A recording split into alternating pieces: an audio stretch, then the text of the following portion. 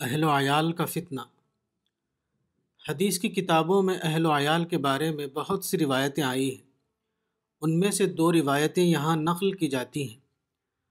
حضرت عبداللہ ابن عمر سے روایت ہے کہ رسول اللہ صلی اللہ علیہ وسلم نے کہا، الویل کل الویل لمن ترک عیالہ بخیر وقدم علی ربہ بشر، مسند الشہاب القضاعی، حدیث نمبر 314۔ یعنی کامل تباہی و بربادی ہے اس شخص کے لیے جس نے اپنے عیال کو اچھی حالت میں چھوڑا اور خود برے حال میں اپنے رب کے پاس پہنچا۔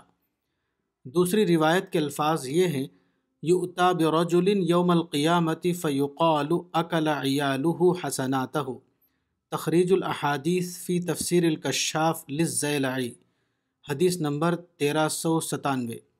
یعنی قیامت کے دن ایک شخص لایا جائے گا اور کہا جائے گا کہ اس کے اہل و عیال اس کی نیکیاں کھا گئے۔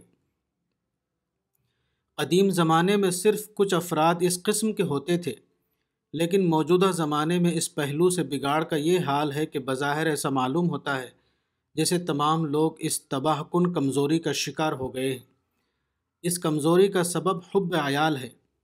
بظاہر لوگ خدا کا اور اسلام کا نام لیتے ہیں، لیکن ان کی محبتیں صرف اپنے اہل و عیال سے ہوتی ہیں۔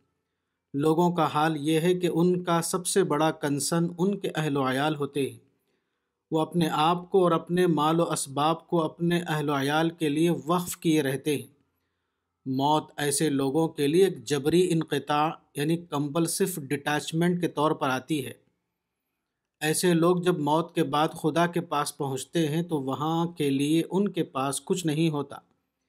یہ بلا شبہ سب سے بڑی محرومی ہے۔ حدیث کے مطابق یہ دوسروں کی دنیا بنانے کے لیے اپنی آخرت کو تباہ کرنا ہے۔ سنن ابن ماجہ، حدیث نمبر 3966۔ مزید یہ کہ یہ اہل و عیال جن کو آدمی اپنا سب کچھ دے دیتا ہے، وہ موت کے بعد اس سے اس طرح جدا ہو جاتے ہیں کہ دوبارہ وہ اس کو کبھی نہیں ملتے۔